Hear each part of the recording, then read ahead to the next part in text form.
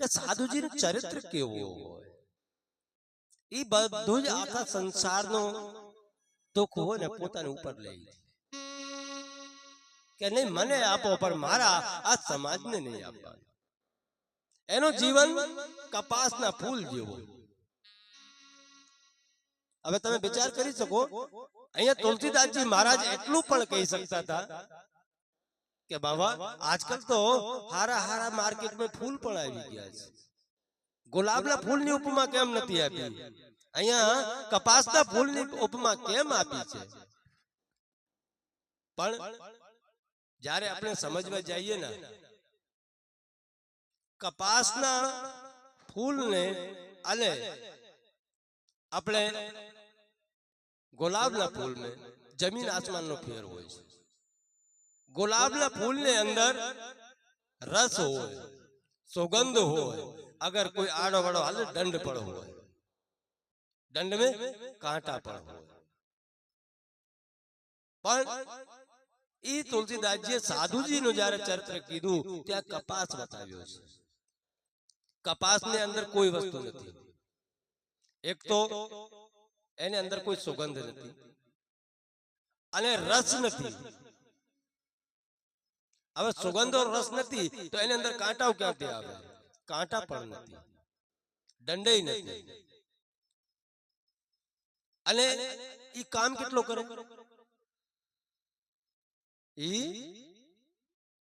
काम केटलो करे के पहले तो मार खेतर में थी जाने तोड़ी ने लईने आवे बजारे जाए, और बजारे से जारे ई मार फैक्ट्री पोगे ना त्या एनी जे दशा नो थावानी होय ने ई थाय. એને કંતાય કંતાઈને એના બીજ બહાર પાડે, પછી એને દોરા બનાવવામાં આવે, અને જ્યારે એના ધાગાઓ બની જાય ને પછી એના લુગડા બનાવવામાં આવે, અને ઈ લુગડા અમારી ઓર તમારી આવરું ઢાંકવામાં આવે. એવો સાધુનો ચરિત્ર હોય, ઈ પોતે અબજસ લઈ લે પણ બીજાને અબજસ જવાનો દે, કોઈની આવરું જવાનો દે. એટલે તુલસીદાસજી અહીંયા કીધું છે કે કપાસના ફૂલ જેવો સાધુનો જીવન હોય છે. એ બીજા માટે પોતાના જીવનને નોછાવર કરી દે છે. મુદ મંગલ में संत समाजू जो जग जंगम तीरथ राजू, राम भगत जय सुर सरधारा, सरसई ब्रह्म विचार प्रचार. ये संत समाज एवो छे ने के त्या खाली एक राम नो ज नाम होय, बीजो काई नाम ज न होय. तमने भक्ति नो मार्ग बताववाना होय, पर आजकल हा ऊंधो ज हाली रह्यो छे. संतो तो हमेशा मार्ग बतावे छे तमने मुक्ति नो, पण अपने ई मार्ग लेवा जाता ज नथी. अपने तो पोतानो ज करवा जाईए. या तो घरनो काई कंकास होय, अथवा तो पाडोशीनो काई कंकास होय. एनो नो हो तो मारे काई नौकरी करता हो तो ई मालिकनो कंकास होय. पोताना दुखने लईने साधुने पासे जाए ने तो थोड़ी तकलीफो तो ऊभी थाय बाप. केम के हूँ तो एटलुं ज कहेशुं, क्यारेय तमे पोतानो अन्ननो कण અને કોઈ સાધુનો છણ બગાડતા નહીં. ખાલી તમને એમ લાગે કે અમે જઈને બાપુને જોડે બેઠશું, બાપુને હતવારો કરશું. અરે મારા બાપ, કોઈ પણ સાધુને હતવારાની જરૂર નથી. કેમ કે હતવારો તો એને કોનો જોઈએ? એને હતવારો તો પરબ્રહ્મ પરમાત્મા છે જ તે. ई परमात्मा तो एने जोड़े 24 कलाक छे, एने जोड़े रमता होय, एने जोड़े खाता होय. ઈ ભગવાનને આધારે પોતે સાધુ બેઠા હોય, પોતાના જીવન યાપન કરતા હોય, અને એમાં અમે એનો અતવારો કરવા જઈએ તો સમજી લ્યો તમે બહુ દોષ में પડો છો, પાપ में પડો છો. એટલે કોઈ સાધુની ક્ષણ નહીં બગાડવાનો. ઈ કયે ક્ષણે કયા રૂપ में બેઠા હોય, કેટલો ભજન કરતા હોય, અને અમે અમારા ઘરની પીડાઓ લઈને એને પાસે પોગીએ તો નકામો પડે. એટલે ગમે જે સંત મિલન કો જાઈએ તજ માન મોહ અભિમાન, તમારા જે કઈ હોય ઉપાધિ વ્યાધિ ઈ બધું ઘરે મૂકીને આવવાનું. આપણે કોક સંતને મળવા જઈએ તો ત્યાં ખાલી તમે તમારા મોક્ષનો માર્ગ ગોતવા માટે જાજો, બીજો કાંઈ ત્યાં જઈને કરતા નહીં. ઈ તમને મોક્ષનો માર્ગ બતાવશે ખરું, કેમ કે ઈ બતાવવા માટે તો સાધુ થયા છે. ઈ તમને ખાલી એટલું જ કહેશે કે તમે આ સંસારમાં જેટલા તમે જોઈ રહ્યા છો ને ત્યાં બધે ભગવાન જ છે. તમે ગમે તે રૂપમાં માની શકો છો, અને ઈ ગમે તે રૂપમાં માનીને તમે પ્રભુનું ભજન કરો. જડ ચેતન જગ જીવ જગ सकल राम में जान, चाहे जड़ हो चाहे चेतन हो, ई बधे ने अंदर तमे राम ने जोईने हालशो ने तो समझी लो कि तुम्हारे अंदर धीरे धीरे राम प्रवेश करवा मळशे. ई जारे रामजी प्रवेश करवा मळे पर क्यारे तमे बधे ने अंदर राम ने भाड़ो त्यारे. मारो छोकरो तो मारो से पाड़ो छे तो दुश्मन छे, त्या राम नो आवे. ये तो बधे ने अंदर एक संभाव थावू पड़े कि सामे कोण बैठो के एने अंदर मारो राम बैठो. त्या पछे तुलसीदासजी महाराजे माता कौशल्याजी नी पण वंदना करी अने छेले हनुमानजी नी वंदना करीने तुलसीदासजी महाराज जनकजी नी पण वंदना करी छे. तमे खाली एटलुं ज विचार करवानो के अहींया तुलसीदासजी महाराज बधानी वंदना करता जाए छे, पर पोतानी करी जेने एटलो मोटो चरित्र अपने आगळ मूकी दीधुं छे. एमां तुलसीदासजी महाराज नी जे कथा छे ई कथा ने तुलसीदासजी महाराज आगळ बधारता जाए छे के जागवलिक मुनि परम विवेकी,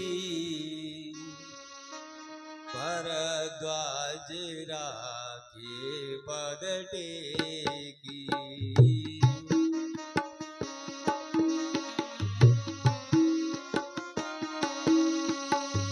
नाथ एक संशय बड़ मोरे,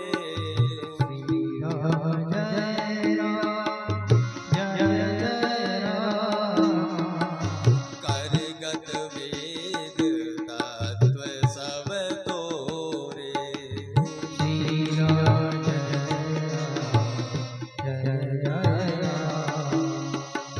कहते सो मोहे लागत बेला जा,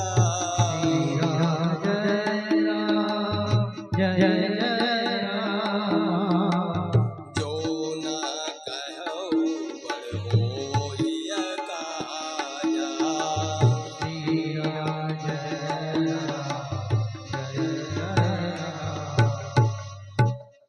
અહીંયા तुलसीदासजी महाराज आगर दौर बधारता कहे छे के प्रयागराज में कुंभ नो मेलो भराणो छे, अने ई कुंभ मेलो भराणो त्या कुंभ पूरो थयो आवे छे, संतो आए छे अने भरद्वाजजी ना आश्रमे रजा लई लईने आगळ वधता जाय छे.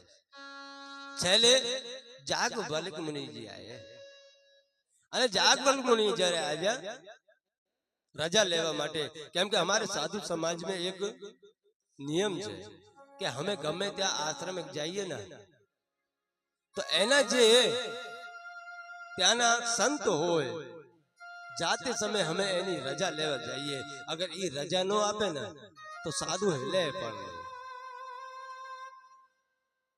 ई जगह पे याज्ञवल्क्य मुनि जी आव्या छे भरद्वाज जी पासे के मने रजा आपो, पण भरद्वाजे कीधी के हूँ बीजा बधाने रजा आपी देशु, हूँ बीजा बधाने रजा आपी देशु पण तमने नहीं आपू। के कारण के मारे तमारो थोड़ो काम छे। के शुं काम आव्यो एवो के मारे कांईक पूछवुं छे। के शुं पूछवुं छे के मने छे ने एक संशय थयो छे। संशय थयो छे छतां मारे पूछवुं छे पण मने बीक लागे छे। अब आमे शुं समजवुं? एक तो मन में संशय थयो, ऊपर ते पूछवुं पण छे અને ત્રીજું કે મને બીક પણ લાગે છે। તમને એમ થાશે કે એને કાંઈ આવડતું નથી, એને કાંઈ ખબર નથી પડતી। કેમ કે અહીંયા કથા જ્યારે આગળ ચલી તો આપણે એટલો વિચાર કરીએ કે આપણે પ્રયાગરાજમાં પહોંચ્યા। હવે અહીંયાથી રામ કથા ચાલુ થવાની છે, તમે ધ્યાન રાખજો કે याज्ञवल्क्य मुनिजी અહીંયા કથા કહી રહ્યા છે। સાંભળનાર કોણ? ભરદ્વાજ। एक ज સાંભળે છે અને કથા આપણે રણજીત હનુમાન આશ્રમની અંદર ચાલી રહી છે એમ નથી। આ તો આજ ચાલી રહી છે, પણ જો આદિ અનાદિ કાલથી ચાલતી આવી છે એવી જગ્યાઓ તમે ગણી લેજો। एक तो काशी में चाली रही है 80 घाट पे, एक प्रयागराज में चाली रही है अने एक कैलाश पर्वत ऊपर चाली रही है, एक नीलगिर पर्वत ऊपर चाली रही है। હવે તમે સાંભળજો કે બધી જગ્યાએ એક એક શ્રોતા છે, એક ગાવા વાળા ને એક સાંભળવા વાળા। અહીંયા याज्ञवल्क्य मुनि कथा कही रह्या छे अने भरद्वाजी सांभળી રહ્યા છે। ओली बाजू આપણે कैलाश पर्वत ऊपर प्रभु श्री भोलेनाथ कथा कही रह्या छे ने माता पार्वती सांभળી रही छे। अने नीलगिर पर्वत ऊपर काग भुसुंडजी रामायण कही रह्या छे अने गरुड़जी कथा सांभળી रह्या छे। आ बधा जगह एक एक करी रह्या छे। एमा જ્યારે જોઈએ આપણે કે આ એક એક ની કથા કેટલી મહત્વની છે, કેમ કે બધી આવે છે ને કર્મકાंड घाट आवे। आ 4 घाटो થઈ ગયા છે, भक्ति घाट, कर्मकांड घाट, ज्ञान घाट। लेकिन हाउ अलग अलग जगह अलग अलग कथा થઈ રહી છે। 80 घाट पे तुलसीदास जी महाराज कथा प्रारंभ करी अने कर्मकांड घाट पे पहुंचा। कर्मकांड घाट क्या? प्रयागराज। अने प्रयागराज से कैलाश पे पहुंचा, त्या मां भक्ति कथा सांभળી रही है, एनो कहेवानो भक्ति घाट। अने पछे जारे गरुड़जी, केम के एमे अहंकार जारे जेने थई जाय ने, बात आवी छे तो हूँ तमने कही दઉં છું કે अहंकार तमने या तो पार उतारी दे या फिर खाड़ा में नाखी दे, ई पापू छे। आवो अहंकार एक बार गरुड़जी ने थयो। ई भगवान रामचंद्र जी ने बननो समय छे अने युद्ध लंका में जारे चाली रह्यो तो त्यारे नागपास में भगवान राम बंधाई गया था। तो नारद जी गरुड़जी ने बोलाव्या नागपास में ते भगवान ने छूटा करवा माटे। पण ई तो भगवान नी लीला हती। लीला केम करवी? केम के मारे ब्रह्म तरीके जगावू नथी आ संसार ने, એટલે लीला करता था। पण गरुड़जीए नागपास में ते भगवान ने छोड़ाव्यो पण पोते बंधाई गयो अहंकार। क्योंकि एक दोष लागे छे, तमने खबर हो तो नेगेटिव दोष। नेगेटिव दोष એટલે તમારા તે બધાના નજીક જે માણસ હશે ને એને અહંકાર આવી જ જાય, એને નેગેટિવ दोष કહેવાય। અહંકાર એને જ આવે। એને હું આવડે? એને કાઈ નથી આવડતું। અમે રાતોડી ત્યાં જઈએ છીએ, અમે તો એને ઘરે જ પડ્યા રહીએ તોય અમને ખબર છે ને એની તો નેકેટે દોષ. એવી રીતે ગરુડજીને નેકેટે દોષ લાગ્યો છે કે ભગવાન આ ભગવાન નથી. જે નાગપાશ ને બંધાણા છે પોતે નાગપાશ નો બંધન નથી કાપી શકતા, ઈ મારો નારાયણ નો હોય. ઈ એને રોગ લાગ્યો, અને જ્યારે એને ઈ રોગ લાગ્યો ને ત્યાં નારદજી ને ખબર પડી કે ગરુડજી ને રોગ લાગી ગયો છે. હવે ગરુડજી ને રોગ લાગ્યો એટલે નારદજી આવ્યા નજીક મેં, અને નારદજીએ કીધું, એ ગરુડજી શું થયું ભાઈ? કે કાંઈ નહીં. ના ના કાંઈ તો છે. કે કાંઈ નહીં, મેં તો એમ વિચાર કરતા હતા કે બધા કહે છે કે ભગવાન રામ નારાયણ નો સ્વરૂપ છે, અવતાર નારાયણ નો છે, એટલે મને લાગ્યું નથી કે જે પોતાના બંધન નથી કાપી શકતા એ સંસારના બંધન શું કાપી શકે છે. ત્યારે નારદજીએ ખાલી એટલું કીધું કે ભાઈ તારી વાત છે ને હાવ ખોટી છે. કે કેમ? કેમ કે જે રોગ તને લાગ્યો ને એ રોગ મને પણ લાગ્યો હતો. કે કયું? કે નેકેટે દોષ. ભગવાનના વધારે નજીકમાં અમે છીએ ને એટલે અમને નેકેટે દોષ લાગ્યો છે. હું તો મારે માને અહંકાર થઈ ગયો હતું કે મેં કામ और ક્રોધ બેયને ઉપર વિજય પ્રાપ્ત કરી લીધી, એટલે ભગવાને પોતે આવીને મને છોડાવ્યો. પણ ભગવાન તો અહીંયા લીલા કરી રહ્યા છે, એટલે હવે શું કરવું? ત્યારે ગરુડજીએ કીધું, તો એનો હવે શું કરવું મારે? ભગવાન તો અહીંયા કામ લીલા કરી રહ્યા છે, તો એમાંથી કેમ છૂટવું? ત્યારે નારદજીએ કીધું કે એનાથી જો છૂટવું હોય ને તો એક જ રસ્તો છે. કે શું? કે રામ કથા. તમે રામ કથા શ્રવણ કરો એટલે તમે આ નેકેટે દોષમાંથી મુક્ત થઈ જાશો. કે ક્યાં સાંભળવા જાવ? કે જો પહેલો નિયમ કે મને જ્યારે આ રોગ લાગ્યો અહંકારનો, ત્યારે હું કૈલાસે ગયા હતા, અને કૈલાસપતિ ભગવાન શંકરે મને ના પાડી હતી કે આ તું ફલાની જગ્યાએ નહીં કહેવાનો, એટલે એનો ઉપચાર ઈ જ કરી શકે. જે માણસને જેવો રોગ હોય એને એવો દવાખાનો બતાવે. હવે દુખતી હોય દાઢ અને પેટના દવાખાને મોકલી દઈએ તો કોઈ ઈલાજ થાય? ન થાય. એવી રીતે નારદજીએ ગરુડને કીધું કે કૈલાસ ઉપર જાજે, ત્યાં ભગવાન શંકર બેઠા છે, ઈ એનો મોટા મોટો સર્જન રામકથાનો. કેમ કે એને હૃદયમાં જ રામજી બેઠા છે, એટલે ઈ તમને આ નેકેટે દોષમાંથી છોડાવી દેશે. ઈ બાજુ ગરુડજી कैलाश की तरफ जा રહ્યા છે, અને જ્યારે कैलाश की तरफ जा રહ્યા તો રસ્તામાં જ ભગવાન મળી ગયા. અમુકનો એવો હિસાબ કિતાબ હોય, જ્યારે આપણે અંદર કાંઈક આવ્યો ને તો રસ્તામાં કોઈક વસ્તુ મળી પણ જાય, એ ભગવાન રસ્તામાં મળ્યા કે પૂછે કે ગરુડજી ક્યાં? કે ભગવાન હું તો તમારે ત્યાં જ આવતા હતા. કે કારણ? કે મને નેકેટે દોષ લાગ્યો છે અને મારે રામ કથા બતાવી છે, એટલે તમારે ત્યાં આવું છું આનો ઉપચાર કરાવવા માટે. આનો ઉપચાર કરાવવા માટે હું તમારે ત્યાં આવું છું, પણ તમે તો રસ્તામાં મળી ગયા. હવે ત્યારે ભગવાને કીધું કે એવું નથી ભાઈ, હું ઈલાજ કરું છું એ પાકો છે, પણ હું રસ્તામાં છું, ડિસ્પેન્સરી કૈલાસમાં છે, હું ત્યાં જ તમારો ઈલાજ કરી શકતા હતા. પણ તમે એક કામ કરો, અહીંયાથી લીલગર પે જાઓ, और नीलगर पर्वत ઉપર કાગ ભોસુંડીજી કથા શ્રવણ કરાવશે તમને, તમારો રોગ ત્યાં વહી જશે. એટલે આ કથા સાંભળવાથી આપણે જીવનમાં શું શું પરિવર્તન આવી જાય ને શું મળે એ આપણને જ ખબર છે. કે આ કથા શ્રવણ કરતા કરતા પોતાના જીવનનો ઉદ્ધાર થઈ શકે છે.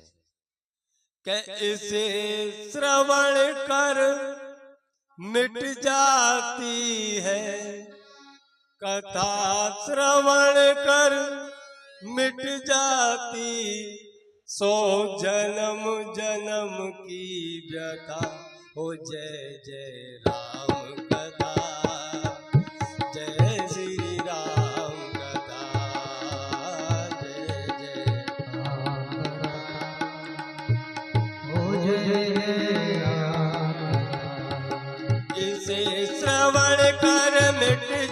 जाती है, कथा श्रवण कर मिट जाती, सो जन्म जन्म की व्यथा हो। जय जय राम, हो जय श्री राम। राम कथा कलि बेटब कोठारी,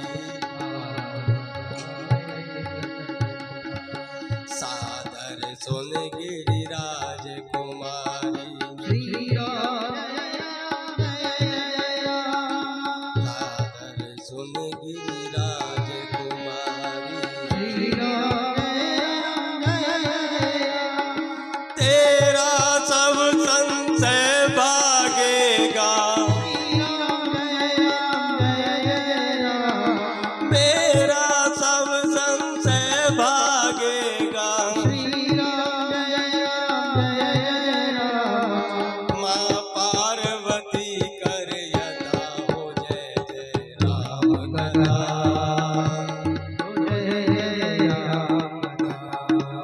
એટલે આપણા જીવન કે અંદર જે જે કઈ સંશય હોય, જે કઈ મન કે અંદર ઊંધા વિચારો પણ આવ્યા હોય, એને પણ આપણે મેટી શકીએ. કારણ કેમ કે રામ કથાની તાકાત એવી છે. એક ગરુડજીની મારે વ્યથા નથી સાંભળી અહીંયા, ઈ જગ્યા पे कैलाश में मां पार्वती ની પર વ્યથા સાંભળી મારા ભોળાનાથે, એનો પણ નિવારણ કર્યું. કેમ કે આ કથા શ્રવણ કરવાથી કેટલાનો સંશય ભાગ્યો અને કેટલાના સારા માર્ગો બતાવ્યા છે. એટલે કહેવામાં આવે છે કે રામજી તો મોહ નાશ કરી નાખે છે, કે મહામોહ મહિષેશ વિશાલા, શ્રી રામ જય રામ જય રામ, રામ કથા કાલિકા કરાલા, શ્રી રામ જય રામ જય રામ કથા શશિ કિરણ સમાલા, રામ જય રામ સંત ચકોર કરે જે બાલા, पी कर तू भी अमर हो जाए, काकर मैं भी अमर हो जाऊं, श्री हनुमंत यथा हो। जय जय राम कथा, हो जय राम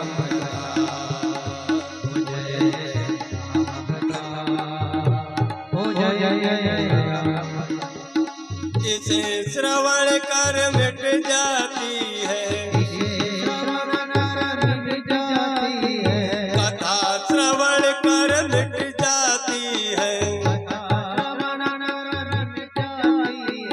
सो जन्म जन्म की व्यथा हो। जय जय राम कथा, हो जय श्री राम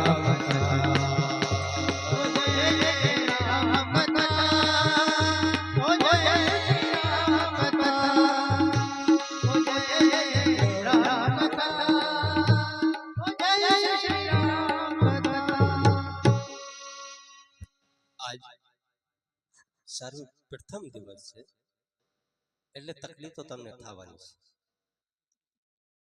હું ચોખ્ખું કહું છું,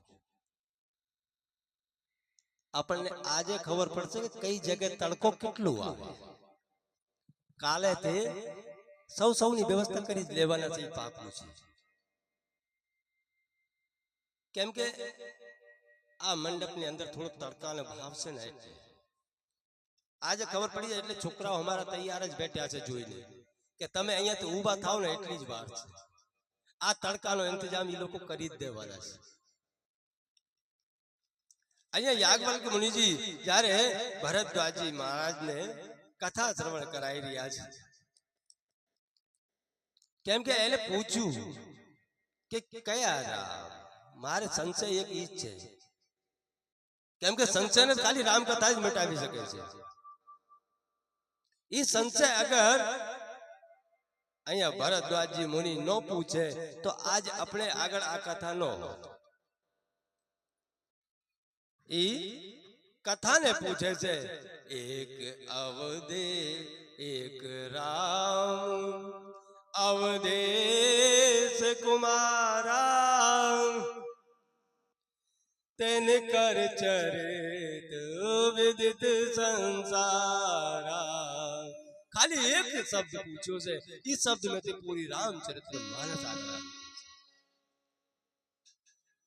જ્યારે એક શબ્દ પૂછ્યા એમાં તે આખી રામ કથા આગળ. પણ હું તો એટલું જ કહીશું કે અહીંયા તો યાજ્ઞવલ્ક્ય મુનિજી હતા. જો આપણને આખી કથા કહી ગયા અને આખા કથા શ્રવણ કરતા કરતા हमारा જીવનને ધન્ય કરી ગયા છે. નહીં તો आज हमें क्या होत અને क्या कि कुटिया ने नीचे बैठी ने अपने माला जपता हो अगर राम कथा न हो. કેમ કે કથા અને ભગવાનની ઓળખાણ તો કોક સત્પુરુષ જ કરાવી શકે છે. કોક સંત જ આપણને ભગવાનની ઓળખાણ કરાવી શકે, બીજો ન કરાવી શકે. તમારે શું કરવું છે ઈ પણ કોક સંત તમને બતાવી શકે. એવી રીતે એક સમય થયું એવું કે ગામ બહુ સંસ્કારી, બહુ સારામાં સારું ગામ, પણ એમ હક નહીં, એકતા નહીં. તો આ ગામના જે વડીલો હોય એને વિચાર કર્યું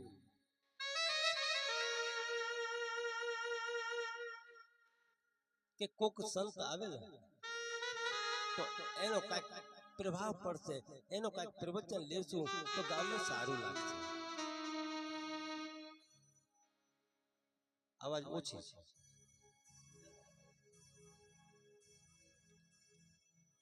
કારણ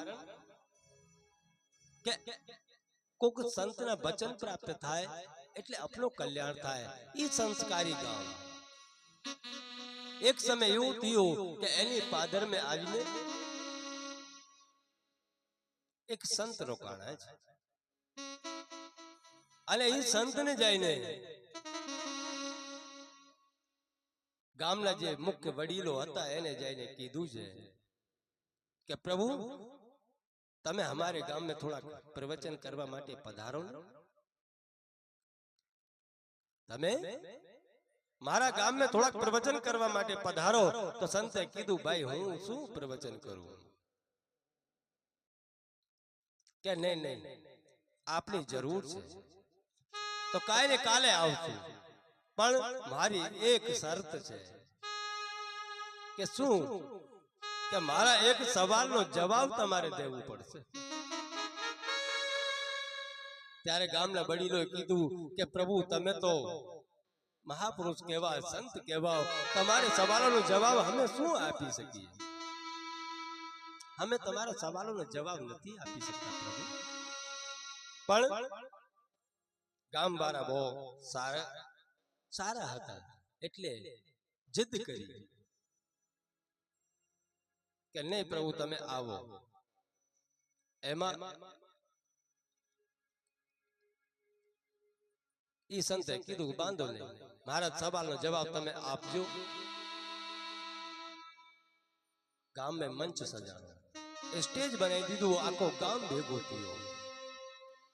હવે બાપુ ગાદી ઉપર બેઠા અને બાપુએ આતા બેત જ પૂછ્યું કે ભગવાન છે?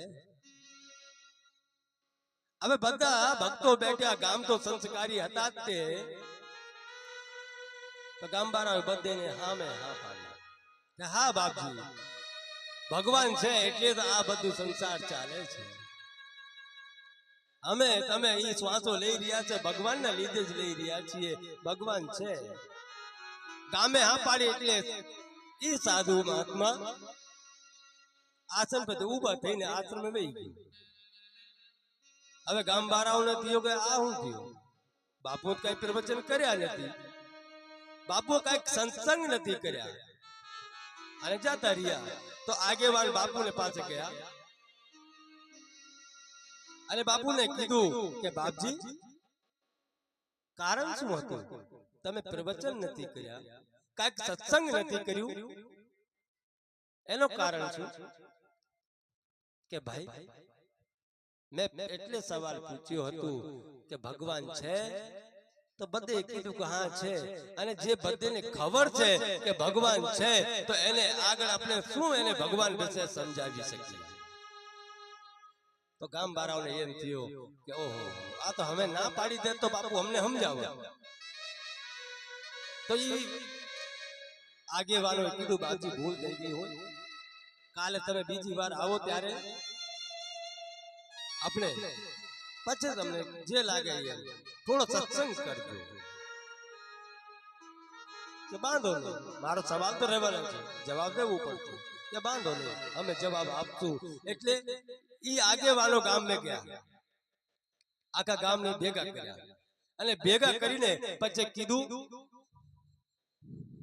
કે કાલે બાપુ આવે અને ઈ સવાલ પૂછે એટલે ના પાડી દેવાનું. ભગવાન છે ઈ આમ પૂછે ને તો બધે ના પાડજો, તો કઈક સત્સંગ તો થાય. એમાં બાપુ આવ્યા, મંચ સજાણા અને આવીને ખાલી બાપુ ઈનો ઈ પ્રશ્ન પૂછ્યું કે ભગવાન છે? આખા ગામે ના પાડી દીધી કે નહીં, ઈશ્વર છે જ નહીં. બાપુ કીધું, કાલ તો તમે હા પાડતા હતા, આજે કેમ અચાનક એક રાતમાં બદલાઈ ગયા?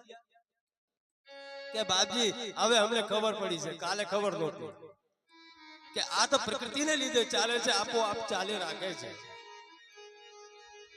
બીજો કઈ ઈશ્વર છે નહીં. બસ એટલો પૂછીને બાપુ પછી ઉભો થઈને આશ્રમ ભેગા થયા. હવે બાપુ આશ્રમે વહી ગયા. ગામના આગેવાનોને પછી થયું એટલે આજે પણ બાપુ કઈ સત્સંગ નથી કર્યું, કેમ વહી ગયા? પાછા ગયા અને પાછા ગયા ત્યારે આગેવાનો કીધું, બાપજી આજે શું થયું? આજ તો આખા ગામે ના પાડી કે ભાઈ જેને ખબર જ નથી કે ભગવાન છે, એને આગળ માથો કૂટવાથી ફાયદો શું? એનો સમય જાય, મારો સમય ખરાબ થાય.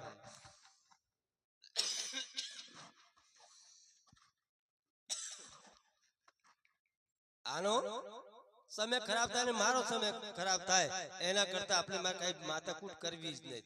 જેને ખબર નથી ભગવાન નથી એટલે નથી. કે બાપજી ભૂલ થઈ ગઈ, કાલે પછી આવો. ત્રીજી વાર બોલાવ્યા છે અને મહાત્માએ આવીને ઈનો સવાલ પૂછ્યું. પણ રાત્રે જો બાર બેઠક થઈ ગઈ ને એમે નક્કી થયો કે અડધા હાથ ઊંચા કરજો, અડધા નીચે રાખજો. અડધા કહેજો કે નથી, અડધા કહેજો કે છે.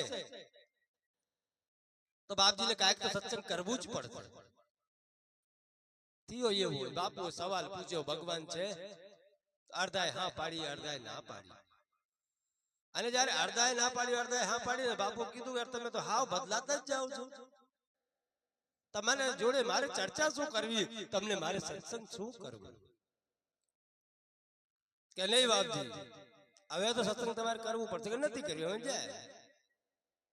તો બાપુ ઉભા થઈને પછી વહી ગયા. પછી 5 આગેવાનો બાપુને પાસે પહોંચ્યા. આગેવાનોએ કીધું કે બાપજી તમે કેમ આજે પણ સત્સંગ નથી કર્યો? આજે તો બરોબર હતો બધું, અડધાએ ના પાડી, અડધાએ હા પાડી.